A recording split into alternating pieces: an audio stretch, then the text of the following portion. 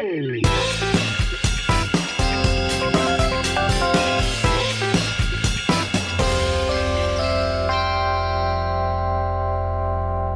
welcome to this episode of Sports Weekly India. It's been an absolutely amazing start to the World T20 in Australia, especially if you're an Indian fan. What a chase that was by Virat Kohli and Hardik Pandya. No less credit to the Pakistan team either, by the way, for putting up an amazing display. We'll talk a lot about that, but before that, here's a quick reminder for you to download Binge Pods and listen to this podcast for free or anywhere else you get your podcasts. Remember to rate us, it just helps us to improve. And without further ado, let's get started. Welcome to the show, RK. Welcome, Ayaz. RK, first question for you. Is Virat Kohli the absolute best T20 cricketer or chaser in general? I think Virat Kohli reminds me so much of Michael Bevan as far as one-day international cricket is concerned. Michael Bevan in the 90s was the chase master. And then, of course, Mahendra Singh Dhoni understood how to manage the innings when it comes to run chases. But I guess as far as T20 cricket is concerned, I would possibly think, he should be up there. If not the very best, he should be up there with the top 2 or top 3. I think what we saw in that game against Pakistan was unbelievable stuff. When he started off, I don't think he was the most comfortable. Then even against Shadab, he was fairly quiet. So he understood that he was always not the strongest against leg spin, but he was able to take on the other bowlers. And those 2 shots that he played in the 19th over, the 5th and the 6th balls of the 19th over against Haris Rauf was quite incredible. I mean, the kind of power that he generated. And I think what he said afterwards was quite telling. So he understood that this is the only shot that he wanted to play and therefore got into position very, very quickly and played the shot that he did. So it's supreme self-confidence that you are talking about. And I think in terms of chases, I think he's got a bit of a muscle memory as well. He's done it so often in the past, whether it is T20 cricket, whether it is one-day internationals. He just enjoys a number in front of him. It's almost as if he's a sprinter. He knows where he needs to finish and he just goes, as people often say with respect to, say, a 100-meter sprinter. They calculate their first 10 meters, the 20 meters, the 30 meters. They go in splits of 10 meters and so on. And they understand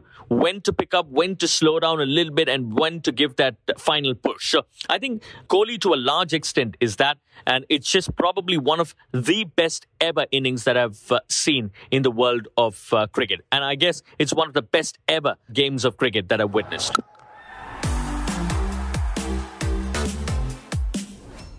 Well, interesting insights there. But Ayaz, here's a big question. Did Babar Azam choke? Did Babar Azam choke? I mean, it's difficult to, use that word for his batting. He was out first ball to Arshdeep Singh, so you can say that he didn't have the rub of the green. It was a terrific delivery from Arshdeep, and there was not much that Babar could do. He tried to play across the line, missed it completely, and was plumb leg before. So Pakistan's premier batsman just didn't get going at all. But of course, Babar Azam is also captain of the team, and did he choke as a captain? Now that's the tough call, because I thought that for most of the match or most of the Indian innings, he handled his bowlers quite well. Remember, India won of the last ball, and except in the last 2 overs, it seemed that Pakistan were on course to win this match. So I don't think Babar Azam choked in that sense in his decision making. He was quite decisive on the field, quite swift in his the field settings that he wanted, the field placement that he wanted. He had chats with his bowlers, but he didn't kind of have midfield or conferences with 7-8 players involved, as has often been seen in the past when Pakistan used to have 5-6 captains on the field. So all that didn't happen. I think Babar Azam, to his credit and to his team's credit, they put up a fabulous fight. I mean, this match went to the last ball, and either team could have won. It could have also ended in a super over. And you have that kind of a climax and a finish. You can't really say the captain was at fault, or the fielding captain or the losing captain was at fault. Well, true, there were some choices that he could have done differently, especially Nawaz bowling the last over. Was that a tactical error, or was it overconfidence, that, they will just canter over the line here? Obviously, the question will be asked whether Babar Azam did the right thing in holding back Mohammad Nawaz right till the last over. Mohammad Nawaz, as we know, as it transpired, came under a lot of pressure. The first over he bowled, he was clubbed for sixes by Hardik Pandya. That was the over where India needed that acceleration, that impetus, which Pandya and Kohli gave. And then it got down to the last over, 16 runs needed. Did Babar make a mistake in holding possibly his weakest link in the attack till the very end? But I think actually this is all the benefit of hindsight. In hindsight, vision is 2020. 16 runs of the last over. Mohammad Nawaz has got a couple of fine performances under his belt, including one against India as a batsman perhaps, but he's been amongst the more promising all-rounders. I think that he rightly, when you look at it objectively, to hold back the spin after Pandya and Kohli had given him the charge, another over like that, 18-20 runs, could have finished the match there itself. I think Babar gambled played the hunch that with the run rate or the asking rate mounting, either Pandya or Kohli or both would have to get out in going for the big strokes. That didn't happen till the very last over when Pandya was dismissed. So that plan was foiled, I think, very effectively by Kohli and Pandya. And therefore, when he ran out of options, Babar Azam, he had to go back to Mohammad Nawaz. But was it a monumental blunder? It might seem like that, but I don't think tactically it was such a blunder as is being made out now, especially by Pakistan fans.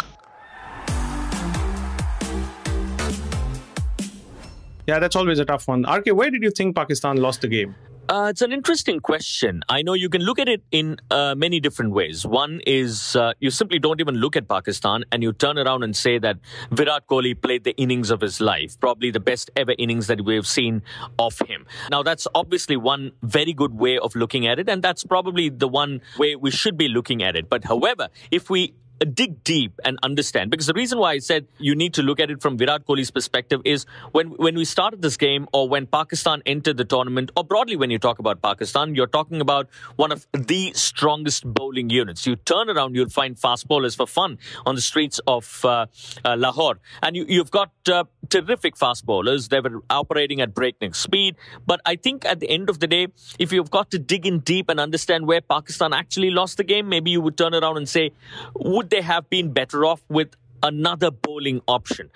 Look, if you remember, India in the last edition of the World Cup were restricted to only 5 bowlers. And I don't think Hardik Pandya, of course, was a part of the squad, was a part of the playing 11, but he did not bowl. And I think that was a critical difference as far as India was concerned. And that is a luxury that Pakistan did not have. And again, in terms of calculating the overs, I think Babar Azam this time around knew it was going to come at some point in time. He had to reserve a Mohammad Nawaz only because of the fact that he was hit early on, which means that you had to preserve the overs. So it was eventually a game of chess. And even in the final overs, so one thing that Pakistan managed to do or tried to do was the fact that Mohammad Nawaz was hardly bowling spin. He might have bowled slow, but he was trying to bowl seam up there with the keeper standing behind. So those were a couple of learnings that Pakistan took at the back of the Asia Cup defeat, where Mohammad Nawaz was, forced to bowl that final over. Hardik Pandya finished that game. He, alongside Dinesh Karthik, did the job for Team India then.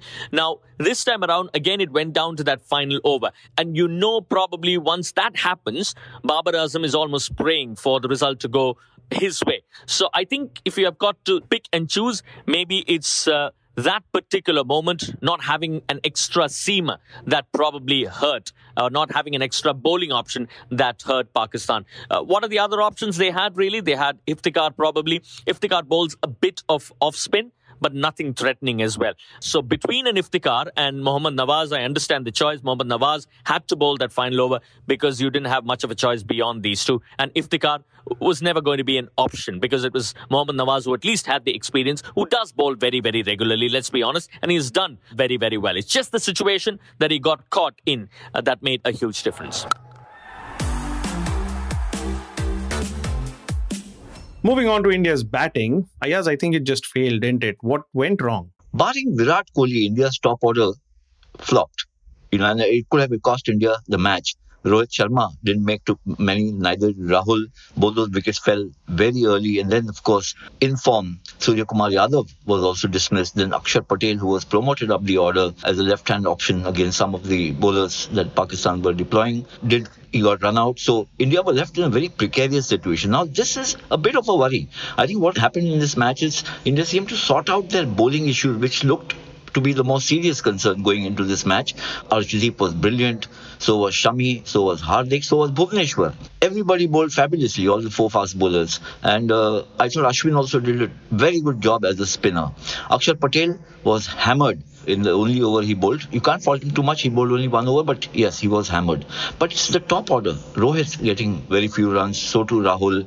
Surya Kumar Yadav, maybe the law of averages catching up. So this is going to be an area of concern, especially against a team like South Africa, because India have to beat South Africa to virtually assure themselves in the knockout. So this is becoming an issue because Rohit and Rahul, not just been getting the big scores. Rahul has got a couple of 50s in the recent past, but they've not been in the really daunting or the really tough games. And that's something that India will be seeking from both these openers. Well, while the batting didn't do well, I think the bowling did click well. RK, do you agree? Does it look like a settled bowling unit to you now? As far as Indian attack is concerned, I thought it was a bit of a horses for courses. I did suspect that Ashwin will play a part. I know a lot of those games have been played by Yuzvendra Chahal, but Ashwin I thought will play a part because of two reasons. One is because of the longish square boundaries that you look at the Melbourne cricket ground. It's got seriously long boundaries. And the other thing is there's a bit of depth that he adds to the batting lineup. Sometimes we do underestimate the batting prowess of Ashwin. Now, let's look at it this way, right? I mean, you had Ashwin. What if Chahal had entered the frame instead of Ashwin during such a situation?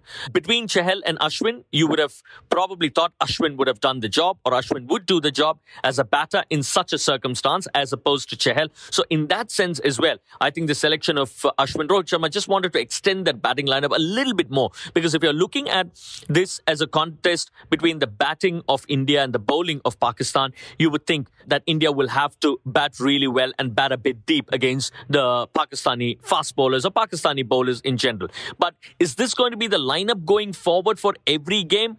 I'm not so sure. There could be changes. Chahal would come into play in a few grounds is what I suspect.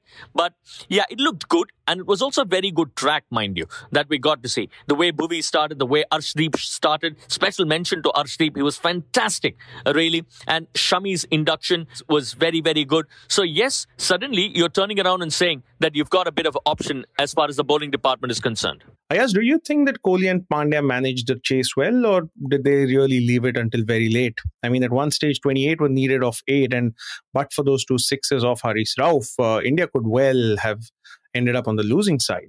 Kohli and Pandya put up a marvellous exhibition of batsmanship, T20 batsmanship, and how one can build partnerships and steer a team out of a deep, deep crisis. I mean, India were in a precarious position, 4 wickets down, and then, very few runs on the board. Another wicket at that stage could have meant, kaput, game over for India. And that's when they had to manage the situation almost perfectly, as we say. Ensure that no wicket is lost, at the same time ensure that the runs keep ticking, even if they are coming in a bit of a trickle to start with, but then keeping the required run rate in mind all the while. So I think this was an outstanding exhibition of a partnership, a jugalbandi between these two, which kept the ultimate sight, the sights on the victory always alive. Yes, it was a very tough win, but I thought the way they navigated, especially Virat Kohli, I thought, was marvellous in reading the match situation perfectly. So to Hardik, I think to give Hardik credit, which, he must get for his role in the partnership, but even otherwise, for the way he bowled and picked up those wickets to keep Pakistan to 159, they could have well have made 165, 170 or, something like that, and again, then the match would have been over. So, yes, Virat Kohli, hero of the day, hero of that evening. Wonderful to see him come back to his best. Played arguably the greatest T20 innings, not just by an Indian, as Rohit Sharma said, but perhaps by anybody in this format in T20 history. But don't forget that Hardik Pandya, in my opinion, is now India's MVP, the most valuable player for what he does with the ball, the value he brings with the bat, and he's also a brilliant fielder. And this partnership showed that Pandya, is not a show pony. He's not just wanting all the attention on himself. He's also willing to play the foil. So too Virat. He played the foil to Pandya to start with. He was, as he mentioned later, he was trying to eke out the runs. He looked a bit scratchy. Everybody was saying, where is Virat's strike rate? The complaints were coming again. All that he brushed aside. But don't forget the role Pandya played.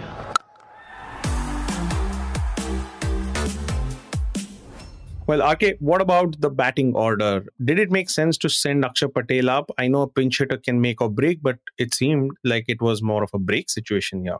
I think the one reason why Akshar Patel was sent was because I think when you look at that Indian side, you don't have too many left-handers. Akshar Patel was one left-hander. If he could have relieved the pressure a little bit, because India was definitely struggling because the Pakistani fast bowlers were doing very, very well.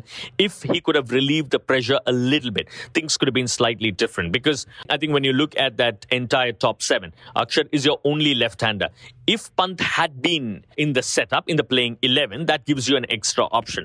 But unfortunately, Pant, the team management hasn't gone in for Pant. And to be fair, I don't think Pant has had the backing of the numbers for the role that he's normally assigned to. Because let's be honest about it. As far as the top order is concerned, you've got Rohit, you've got KL Rahul, number 3 is Virat Kohli, 4 is Surya Kumar Yadav, 5 is Hardik Pandya.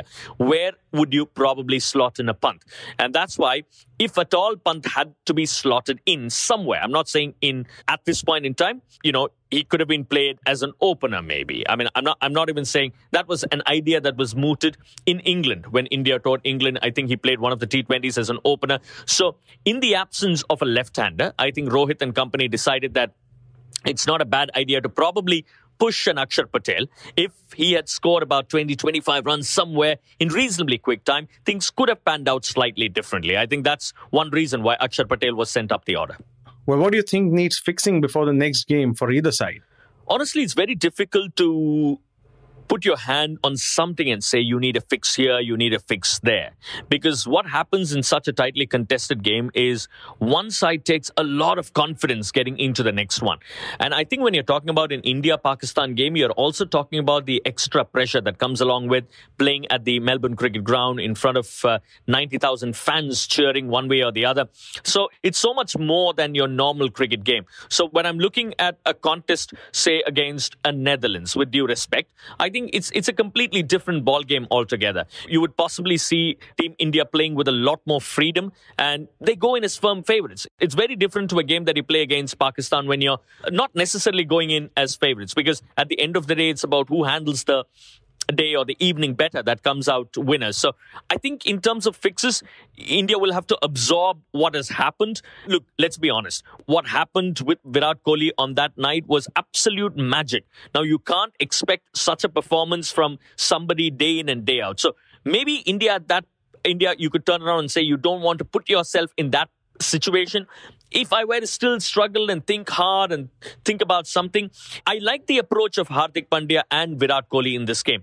Maybe for all the talk of intent that we've had over the last 6, 7, 8, 9, 10 months, maybe since the last edition of the World Cup, I think the way Rahul got out, it was not a shot, which kind of alluded to the team wanting to be aggressive. I understand that you might have wanted to look at a few deliveries, but again, whether it was Rohit or whether it was Rahul, look, I'm actually struggling to think. I would say that possibly in that sense, maybe you would have wanted to show a bit more intent to take the attack to the opposition. But otherwise, I wouldn't look at this game and say the Indian team needs a fix here or there, because at the end of the day, it's a huge morale-boosting, confidence-boosting win. Now, what will happen is, because of that victory, things get a little bit more comfortable for Team India, and you would possibly see, KL Rahul and Rohit playing with a lot more freedom than we got to see them last time around, and actually score quite a few runs in the following game.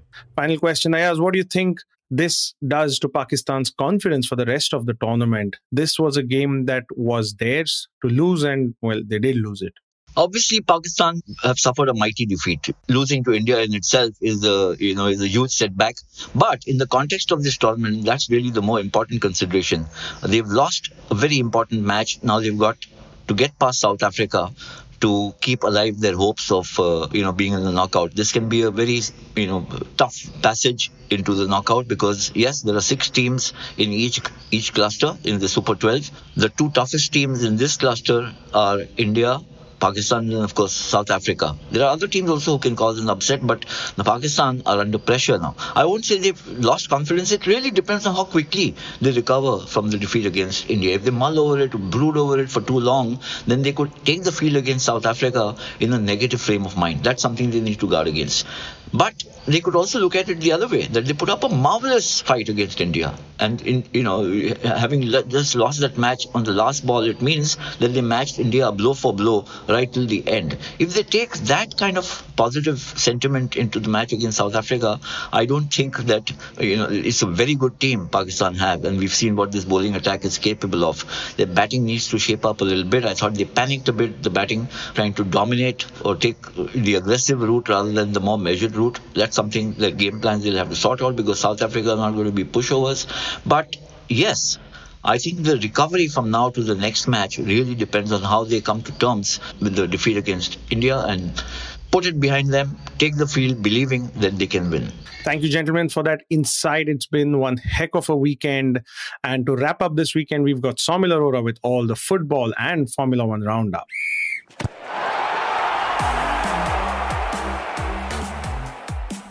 Thank you so much, gentlemen. Now, on to the Premier League and on to the football. The major stories this week were revolving all the big clubs. Firstly, we saw Arsenal dropping points to Southampton away from home, which means that they're now only 2 points ahead of Man City at the top instead of the 4-point lead that they walked into this weekend. So that is one tricky point that they'll have to negotiate with over the course of the next few weeks. But the other major story has to do with all the other big clubs. Firstly, let's start off with Man United.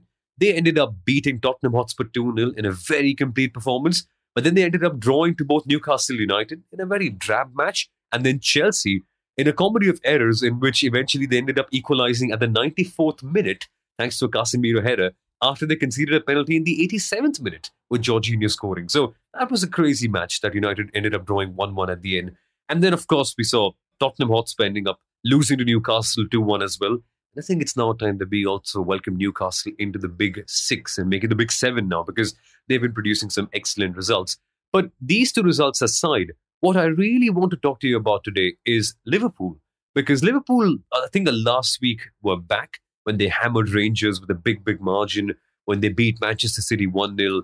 They were consistently producing good results, like beating West Ham 1-0 as well. So we thought, well, yes, Liverpool are back. But this week, Liverpool are back to being where they were a couple of weeks ago, which is producing poor performances and not having anything of material to show for, because they ended up losing to last placed Nottingham Forest 1-0 away from home. And what a drab match that was. Now, the one thing you could really tell from this one is that Liverpool lacked all senses of creativity. They were creating chances, yes, but it's not like the Liverpool of old, where they were feeding out the ball to their wingers who would then cut in and score. They were just blindly looking for Darwin Núñez, who many a times couldn't quite get there on time because his movement isn't quite in sync with that of the rest of the team. Plus, Liverpool had major injury issues and their midfield is just somewhat of a shoestring midfield at this stage, where they've got most of their major players gone. It's amazing how Liverpool have fallen from grace in just one season, and they're not able to play the likes of Thiago as well. Darwin Núñez has also been slightly out of form. They've not got Luis Diaz available to play as well. It's just a weird team that's been put together by Jurgen Klopp with bits and pieces of players that are all available, and they're not able to put in a good show. I mean, the likes of Fabio Carvalho had a great chance to perform. Harvey Elliott had a great chance of performing. Curtis Jones had a great chance of performing. But all of them failed against Nottingham Forest, who were just very compact, sat back down deep, and when the counter-attack moment arrived, they were able to score one goal. It could have been two, but yes, they eventually settled with one, and Nottingham Forest are now off from the bottom of the Premier League, and it seems like Liverpool are at rock bottom right now in terms of their performances. They currently stand P8, 16 points, with one game in hand ahead of Fulham, who've played 12 and now have 18 points. They're in 7th right now. But the top 6 as it stands, folks, is Arsenal to Manchester City to Tottenham Hotspur, who have now lost 2 games in a row, to Newcastle United in 4th, Chelsea in 5th, and Man United in 6th. Wow, this Premier League season is just turning out to be outstanding, isn't it?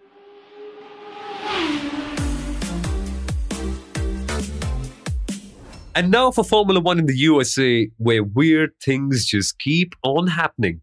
We saw Shaquille O'Neal present a trophy, and he just seemed to dwarf the entire trophy, even though it was quite a big one, actually, for the winner. We saw hundreds of cheerleaders dancing on the track before the race began.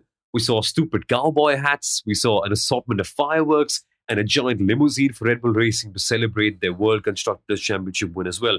But I'll tell you the really weird thing. We saw Mercedes potentially fighting for a win in Austin. Yes, for the first time since 2021.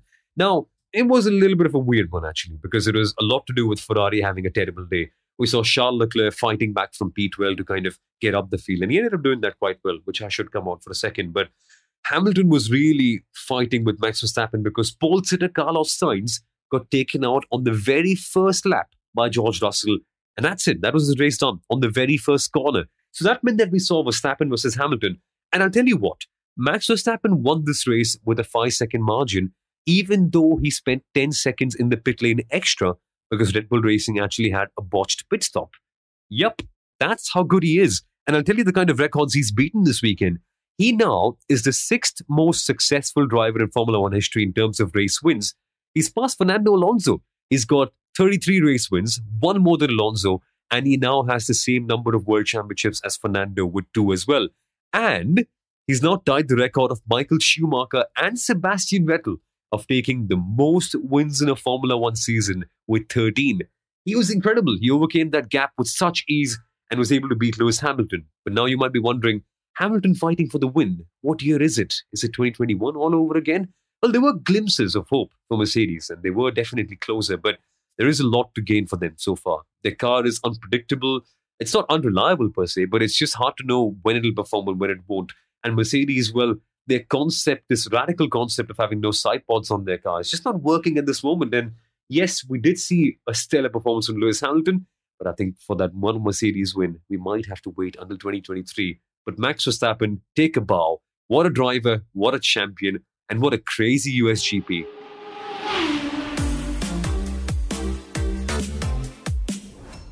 Thank you so much for that, Soumil. We'll see you all next week. Until then, there's a lot of cricket, there's a lot of sports. Keep watching, keep listening.